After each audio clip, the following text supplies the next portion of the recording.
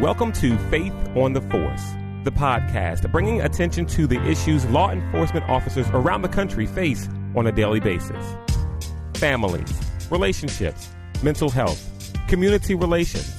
Faith on the Force helps officers overcome stressful situations. Now, here's Michael McSellers. Welcome to Faith on the Force. I'm your host, a fellow brother in the blue, Michael McSellers. Thank you for joining us today for episode number 5. On episode number 4, was a great show. We had Stan Campbell, who is a phenomenal guy. He was a 28-year veteran from the Oklahoma City Police Department. Stan also experienced the Oklahoma City bombing, and to share his story about things he dealt with, post-traumatic stress disorder during that situation. Stan also created a movement called DOPE Movement. And the DOPE Movement is to create a movement that will allow citizens and officers to both go home safely. So if you haven't got a chance to check out the episode number 4, go ahead and back and check that episode out. Also, episode 3, I had a special guest, which was my daughter, on that episode, and we talked about race relations. We talked about the NFL protest and things like that. So if you haven't checked that out, also go back and check that episode out as well. Since the last time we got together, there's been a major tragedy that had taken place, and that's the Las Vegas shooting. I mean, when I heard about that, it was just devastating. I woke up in the morning, and of course, we all know the news showed it over and over and over again, things that took place during that day. And my heart was just broken.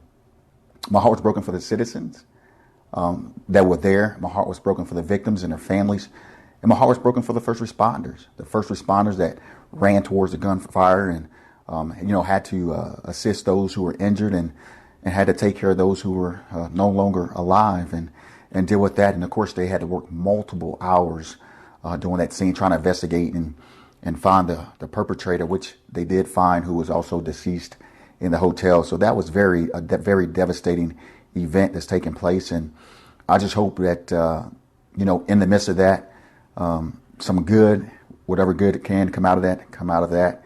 And I just pray that the families continue to be looked after. And I continue to pray for our first responders. I mean, because that scene had to be one of the worst scenes that some of our first responders ever seen. I mean, nobody want to see a scene like that or be involved. And, those are things that they experienced that they'll never forget. They'll never be able to not think about. And I just pray for them spiritually, mentally, as well as emotionally, as well as the other victims as well. So definitely be keeping the city of Las Vegas in your prayers, and the family of the first responders and the family of those that were involved and impacted in that situation as well. Just devastation. It just hurt my heart the more I think about it. And here's the deal about mass shootings and things of that nature.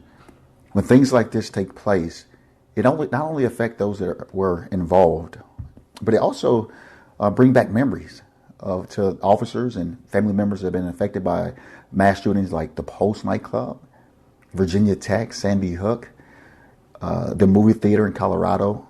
These situations like Las Vegas, it also brings back memories to the police officers and their family members that were involved in other tragedies, and it caused them to reflect on that. So be praying for them as well, as they heard that devastating news that they can have some peace or some comfort, even from their prior situation.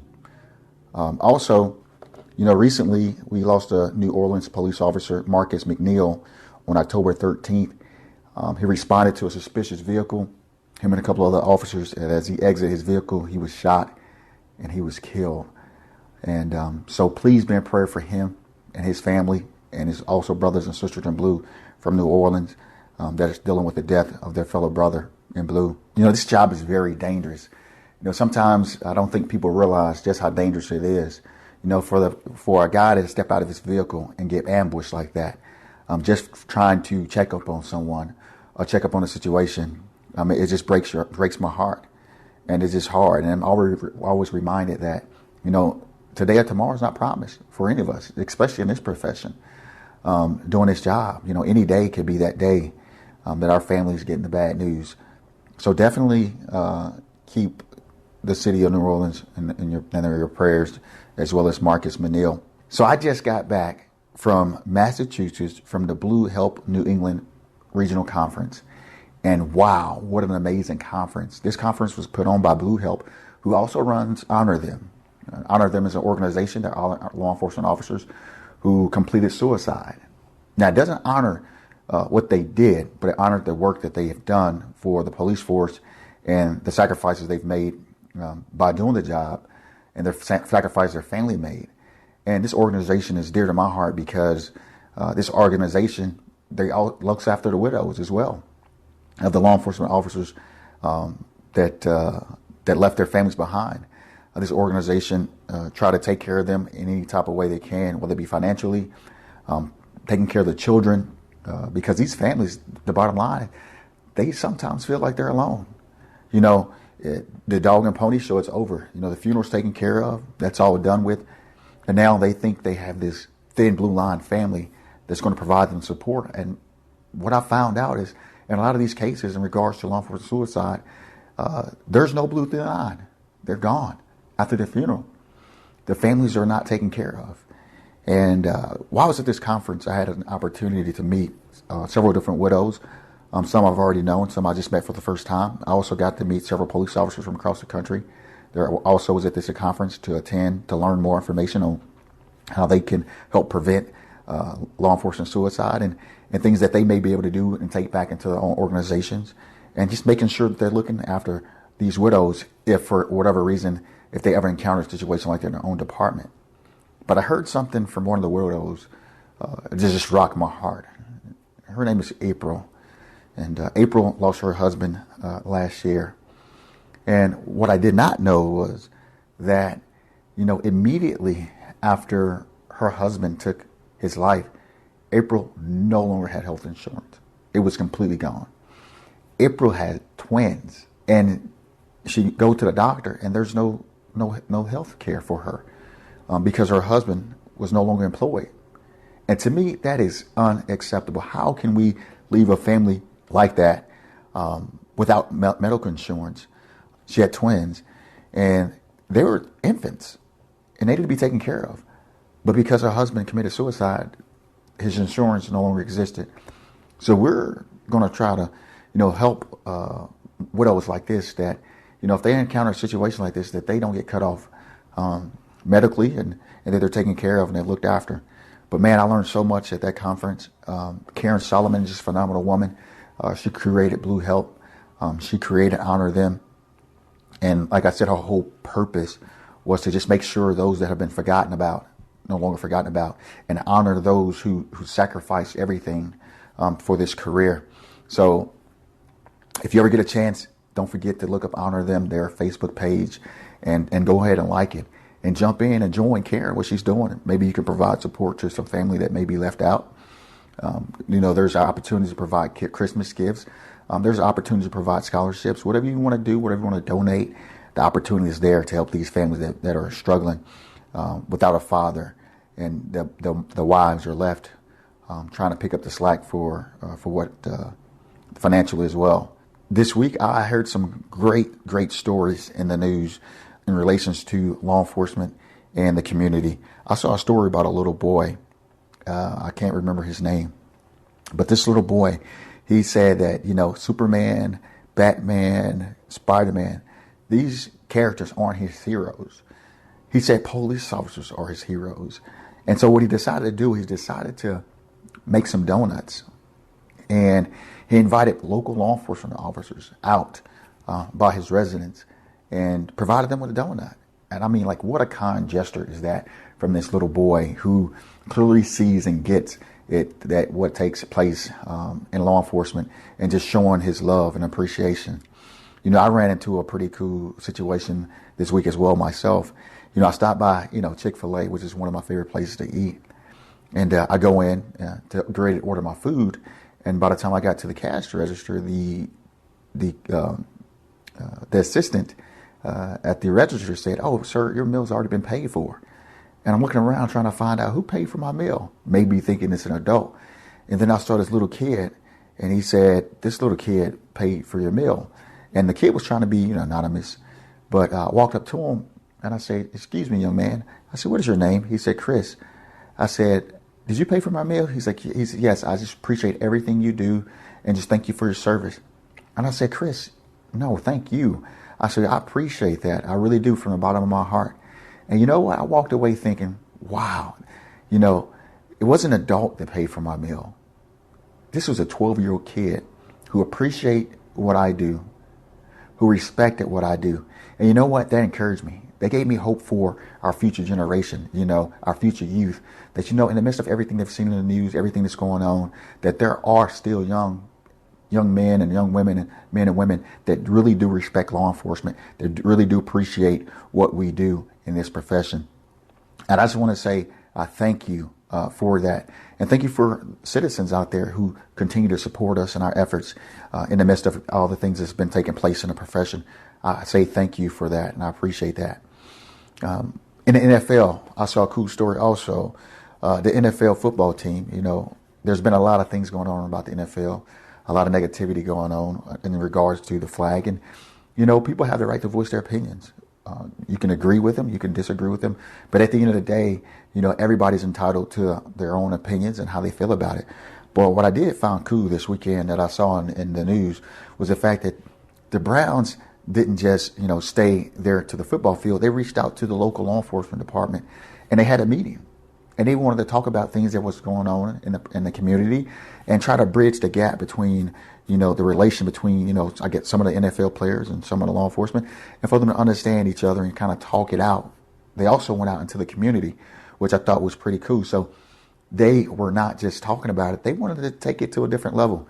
And maybe we can get other NFL players and NFL teams to focus and do the same thing. Maybe how about you go jump out into your community, find out what's going on so you can see what law enforcement officers deal with on a regular day basis. And maybe you'll get a better understanding for things that they do and things that they go through. And, you know, I had an opportunity this weekend to reconnect with a great friend of mine who also plays in an NFL. And he's on a bye week this week. He plays for the Dallas Cowboys. He's a running back. You probably know him, number 46. He used to be a Washington Redskins. We used to call him A-Train. But most people go know him about Alfred Morris. And Alfred was in town this weekend because of the bye week, and had a great opportunity to catch up with him. And it was so great to continue to hear his heart for Jesus, and continue to hear the things that he's trying to do to better his community, and continue to inspire his fellow brothers that are out there on the field, you know, in a positive way.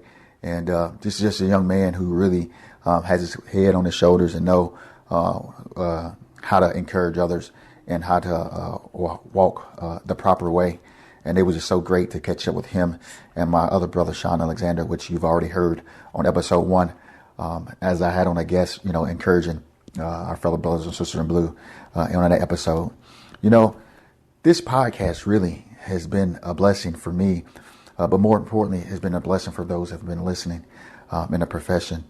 You know, this show is an opportunity for you to come and share your stories, share things you've struggled with, share things you've overcome, and share things you may still be dealing with, to help your fellow brother and sister in blue who may be listening to us right now, to encourage them.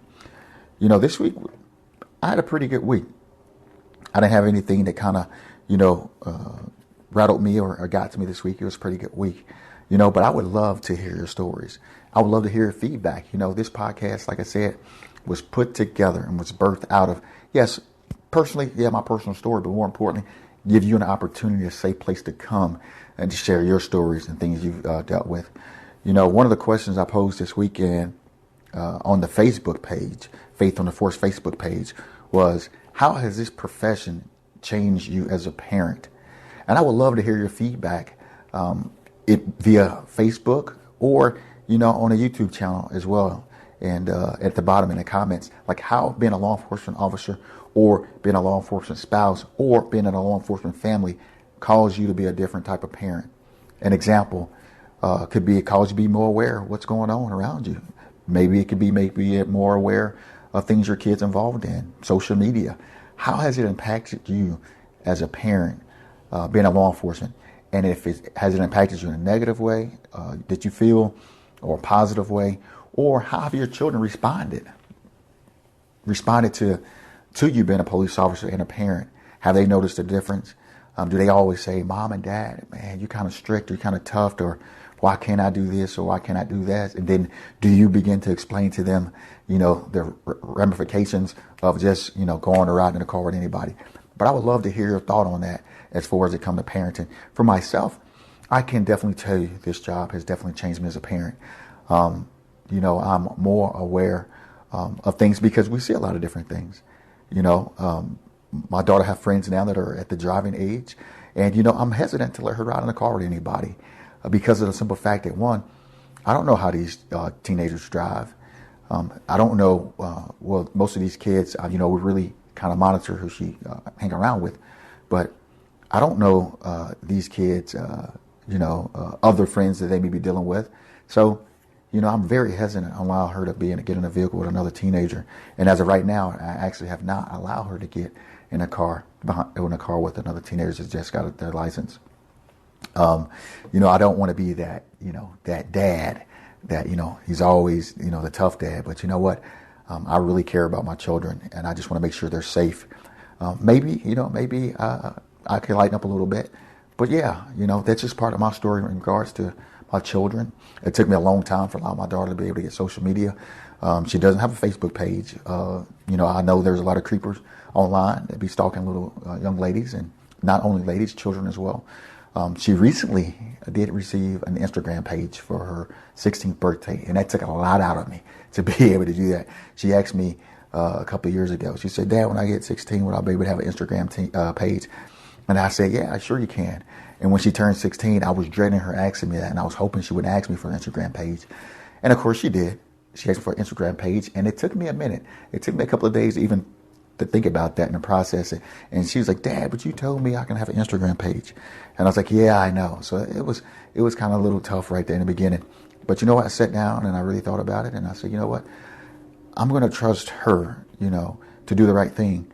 But what's important is, of course, I have to be one of your followers to make sure that there's no creepers on your Instagram page as well. And my wife followed her as well on her Instagram as well. So, today we talked about a lot of different things. Once again, definitely keep Las Vegas in your prayers and the families affected by that. Definitely keep New Orleans officer in your prayers as they get ready to prepare for the service of Mr. Officer McNeil. And continue to pray for Blue Help as they continue to try to reach out to families that have been affected by law enforcement suicide, which we know is the number one death for law enforcement officers. And we're going to continue to push that, get that information out there as much as we can to make people aware of that information. Also, it's good to see good things happening in the community. The little boy on a bike providing donuts to the police officer. That just gives us hope that, there's a youth and a generation that's not necessarily not appreciate law enforcement. There are a generation that is coming up that still have appreciation and affection for what we do in the profession. And also, once again, we talked about, maybe the NFL teams can jump on board like Cleveland Brown did and go out to the law enforcement agencies and into their communities and be able to, coordinate that, maybe do a ride along, maybe do, something in the community so they can see how law enforcement interact with those in a community. And once again, drop in me a comment. If there's something you would like us to talk about, a show you'd like us to do, please drop it in and let us know what would you like. And if you would like to call in to share your story, you're more than welcome to call in and share your story.